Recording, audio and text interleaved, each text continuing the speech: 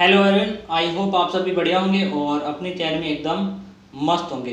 दोस्तों, आप सभी को पता है कि आरएस प्री का एग्ज़ाम है वो कब होना है, 1 अक्टूबर को होगा। ठीक है, और अपने पास कितने दिन शेष बचे हैं? 20 दिन, 20-21 दिन अपने पास बचे हैं। इन 20 दिनों में दोस्तों मैं जो भी इम्पोर्टेंट टॉपिक्स हैं उनके जो इम्पोर्टेंट क्वेश्चन है मैं आपको करवाऊँगा। आज का जो टॉपिक है वो है आरपीएससी। ऐसा टॉपिक है जहाँ से हर बार ही आरएस प्री में 1 या 2 क्वेश्चन पूछे जाते हैं। ठीक है, और मैं कोशिश करूँगा कि आपको इन 10 या 12 प्रश्नों से पूरा टॉपिक है वो एक ही क्लास में कवर कराऊंगा। ठीक है, आपसे रिक्वेस्ट है क्लास को लास्ट तक जरूर देखना। और दोस्तों, आप में से काफ़ी बच्चे हैं जो मेरी वीडियोस तो यानी देखते हैं लेकिन चैनल को सब्सक्राइब नहीं कर रखा, तो उनसे रिक्वेस्ट है चैनल को सब्सक्राइब जरूर करें। ठीक है, आज का जो क्लास है एंड टॉपिक है अपना आरपीएससी स्टार्ट करते हैं। सबसे पहले दोस्तों मैं आपको बता दूं कि जो संविधान के कौन से भाग में जो आरपीएससी का प्रावधान दिया गया है, तो भाग 14वां। ठीक है, कौन सा संविधान की बात कर रहा हूँ मैं, संविधान के जो 14वां भाग है उसमें आरपीएससी का प्रावधान। ठीक है,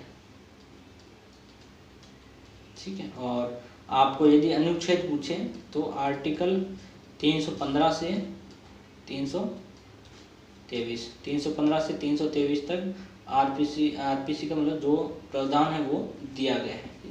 यानी ये जो अनुच्छेद है आर्टिकल्स है वो आरपीसी से रिलेटेड है। ठीक है, आज का पहला क्वेश्चन है राजस्थान लोक सेवा आयोग। ठीक है, राजस्थान लोक सेवा आयोग के संबंध में निम्नलिखित में से कौन सा कथन सत्य नहीं है। यहाँ पर आपको पूछा गया है कि कौन सा कथन सत्य नहीं है। ठीक है, कथन देखिएगा, आयोग के सदस्य भारत के राष्ट्रपति द्वारा नियुक्त किए जाएंगे। आयोग के सदस्य अपने पद से भारत के राष्ट्रपति द्वारा हटाए जाएंगे। आयोग के सदस्यों का कार्यकाल अपने पद ग्रहण करने से 6 वर्ष या 62 वर्ष की आयु तक या जो भी पहले हो का होगा। आयोग के सदस्य संघ लोक सेवा आयोग यानी यूपीएससी के अध्यक्ष पद पर नियुक्ति हेतु पात्र होंगे। ठीक है, अब देखते हैं कि कौन सा कथन इसमें सत्य है, कौन सा नहीं। ठीक है, जो पहला कथन है वो असत्य है। आयोग के सदस्य भारत के राष्ट्रपति द्वारा नियुक्त नहीं किए जाएंगे बल्कि राज्यपाल द्वारा किए जाएंगे। ठीक है, किसके द्वारा?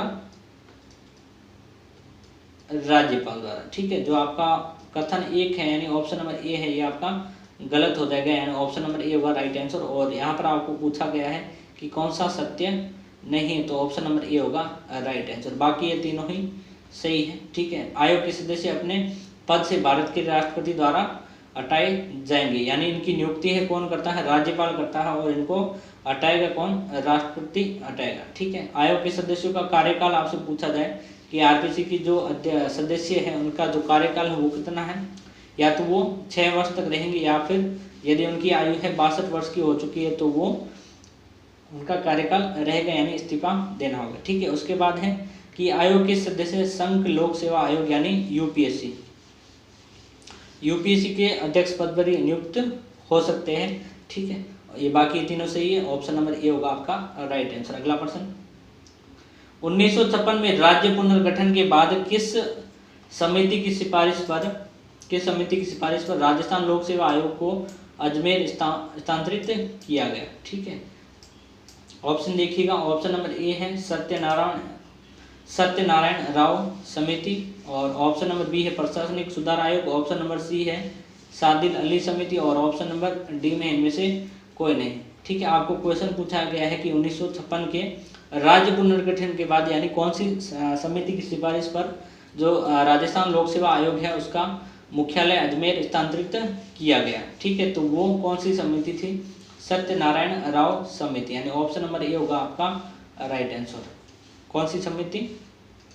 सत्यनारायण राव समिति।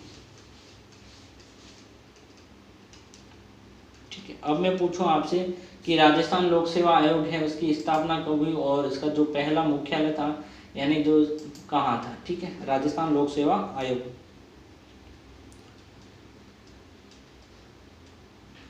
आरपीसी। ठीक है, इसकी स्थापना कब हुई? 20 अगस्त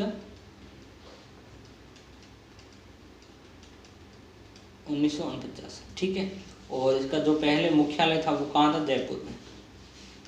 पहले कहाँ था, जयपुर में, और फिर किसकी कौन सी समिति की सिफारिश पर अजमेर किया गया, तो सत्यनारायण राव समिति। ठीक है, ऑप्शन नंबर ए होगा इसका राइट आंसर। अगला प्रश्न, राजस्थान लोक सेवा आयोग अपना वार्षिक प्रतिवेदन प्रस्तुत करता है, किसे करता है? राजस्थान के मुख्यमंत्री को, राजस्थान के राज्यपाल को, राजस्थान उच्च न्यायालय के मुख्य न्यायाधीश को और न्यायमूर्ति को, और भारत के राष्ट्रपति को। ठीक है, ये हटा देना। ठीक है, भारत के राष्ट्रपति को। तो अपना जो वार्षिक प्रतिवेदन है वो राजस्थान लोक सेवा आयोग किसे प्रस्तुत करता है? राजस्थान के राज्यपाल को, यानी ऑप्शन नंबर सी होगा इसका राइट, और बी होगा इसका राइट आंसर। अगला प्रश्न, राजस्थान लोक सेवा आयोग के अध्यक्ष को निलंबित करता है, कौन करता है?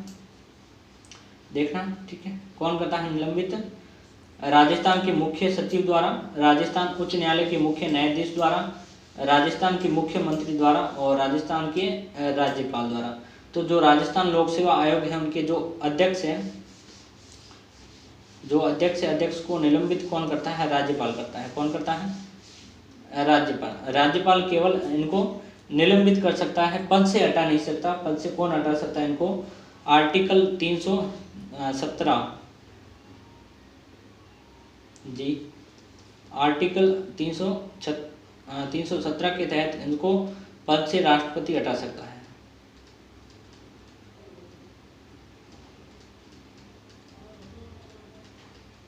वो भी जो सुप्रीम कोर्ट है उसके द्वारा पहले जांच करवाई जाएगी, उसके बाद हटा सकता है। ठीक है, कौन हटाएगा? राष्ट्रपति। और इनको निलंबित कौन करता है? राज्यपाल कर सकता है।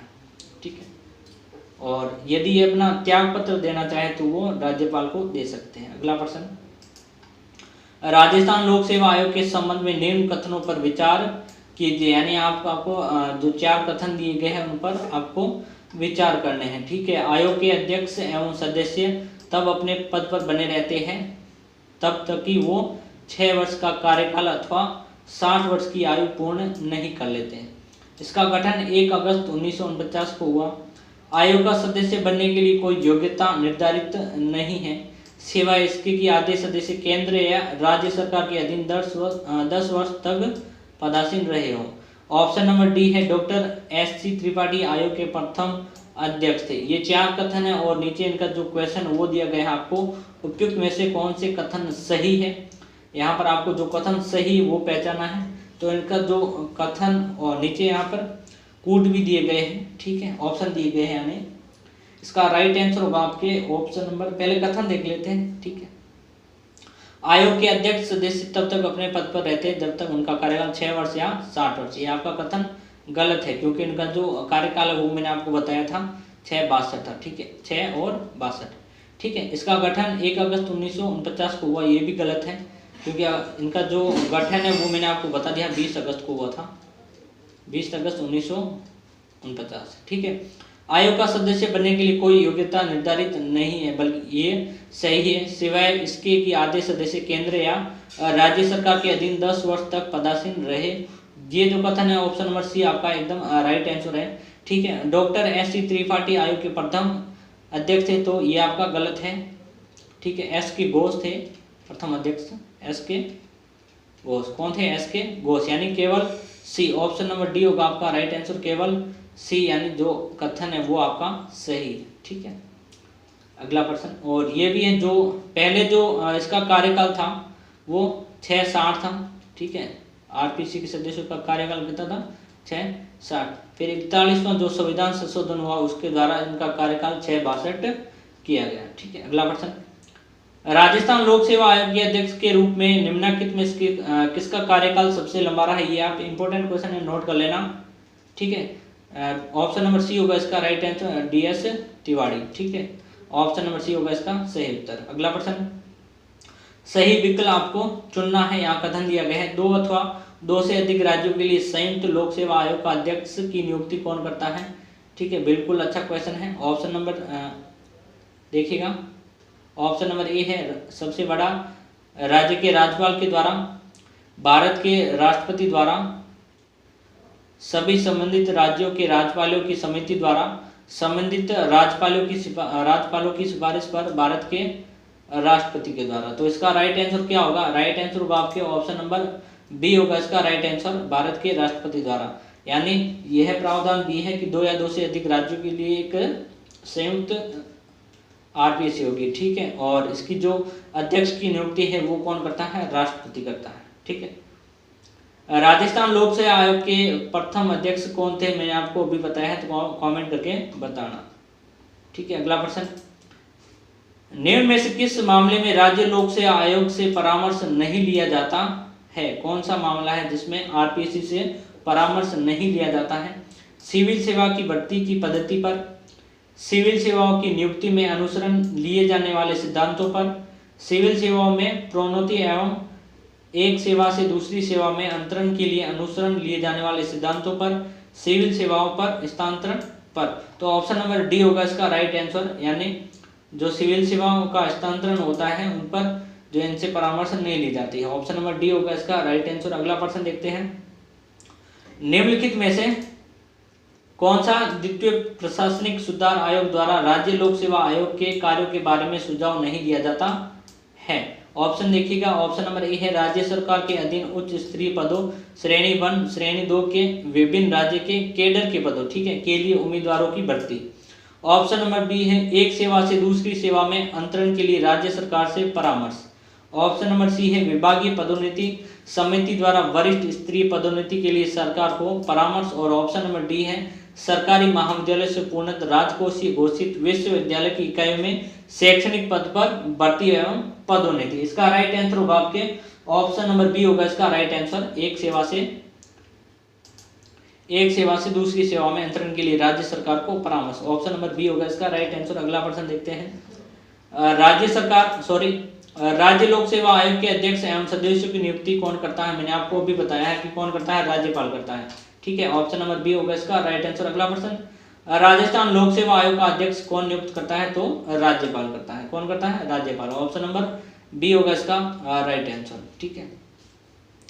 आज कमेंट करके बताना कि यह क्लास आपको कैसी लगी, उम्मीद करता हूँ अच्छी लगी होगी। अच्छी लगी हो तो लाइक करना, शेयर करना और सब्सक्राइब भी कर देना। मिलते हैं नेक्स्ट क्लास में, तब तक धन्यवाद।